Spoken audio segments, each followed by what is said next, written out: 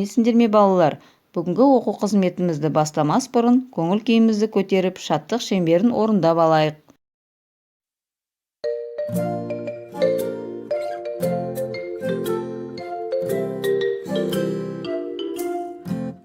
Көңіл күй жақсы болса, ұр шапалақ.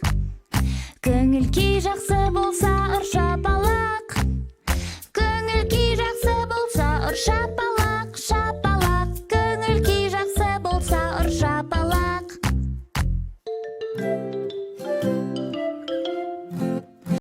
Балалар, көңіл күйіміз көтерілсе, суреттер сөйлейді ойынымен оқу қызметімізді бастайық.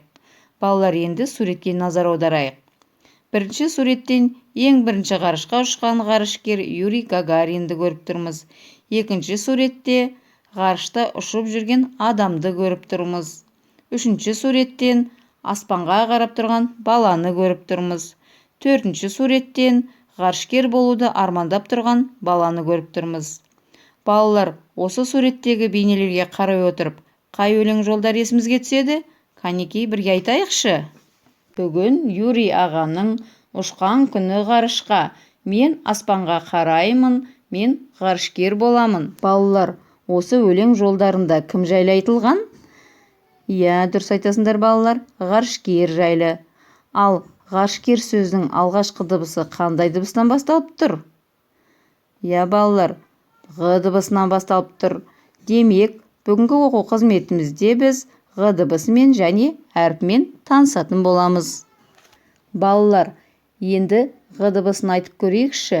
Г. Балалар, Г дыбысы қалай естіліп тұр? Иә, дұрыс айтасыңдар, ауыз қуысынан кедергіге ұшырау арқылы естіліп тұр. Демек, Г дыбысы ұяң, дауыссыз дыбысқа жатады екен. Дауыссыз дыбыстарды көк текшемен белгілейміз.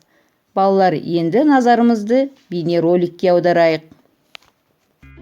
Сәлем, сендермен тағы да мен Мини. Қазір біз қазақ алфавитінің Г әрпін үйренеміз. Маған көмекке менің достарым Рой. Сәлем, достар. Және Хейли келді. Сәлем. Алдымен Г әрпінен басталатын сөздерді тауып айтып көрейік. Г.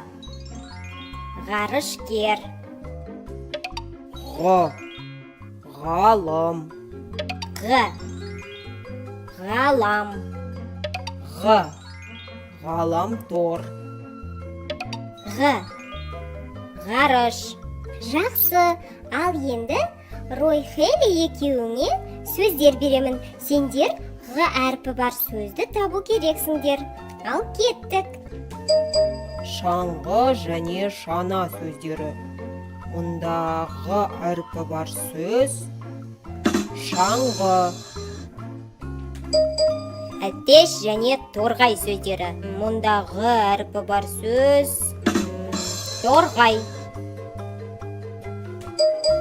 Жүзік және ағаш сөздері. Г әрпі бар сөз ағаш. Шағала және қоқиқаз. Г әрпі мұнда қоқиқазда емес, шағала. Таға мен күртке сөздері. Г әрпі таға сөзінде бар, таға. Апа және аға сөздері. Г әрпі мұнда аға сөзінде кездесіп тұр. Жарайсыңдар, байқағандарыңдай, Г әрпі сөздердің басында және ортасында кездеседі екен. Г әрпі сөздің аяғында кездеспейді. Достар, Г әрпін ұмытып қалмас үшін қайталап жүріңдер.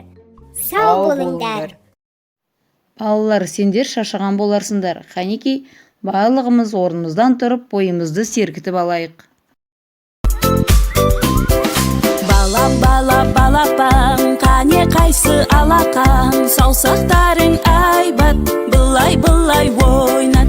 Балапан, қане қайсы алақан, саусақтарың айбат, былай ойнат. Бір қадам алға басамыз, алақанмен соқ. Бір қадам артқа басамыз, аяқпенен топ. Бір қадам алға басамыз, алақанмен соқ. Бір қадам артқа басамыз, басамыз аяқпенен топ. Балалар, бойымызды сергітіп алсақ, енді сұқ саусағымызды алға созып, ғ дыбысын ауада жазып үйренейік. Балалар, енді сендерге тапсырма. Үйде әртүрлі әдістерді қолдана отырып, ғ дыбысын бейнелеңдер. Балалар, енді оқу қызметімізді қорытындылайық. Біз бүгін қандай дыбыспен таныстық? Дұрыс айтасыңдар, ғ дыбысымен таныстық. Ғ дыбысы қандай дыбысқа жатады? Дұрыс айтасыңдар, дауыссыз дыбысқа жатады. Ал дауыссыз дыбыс қандай түспен белгіленеді? Дұрыс айтасыңдар, көк түспен белгіленеді. Ал енді балалар, сендер әртүрлі әдіс арқылы жасаған жұмыстарыңды көрмеге іліңдер. Балалар, осымен оқу қызметіміз аяқталды. Бүгінгі оқу қызметіне жақсы қатысқандарың үшін сендерді көңілді смайлингтермен бағалаймын. Сау болыңдар балалар.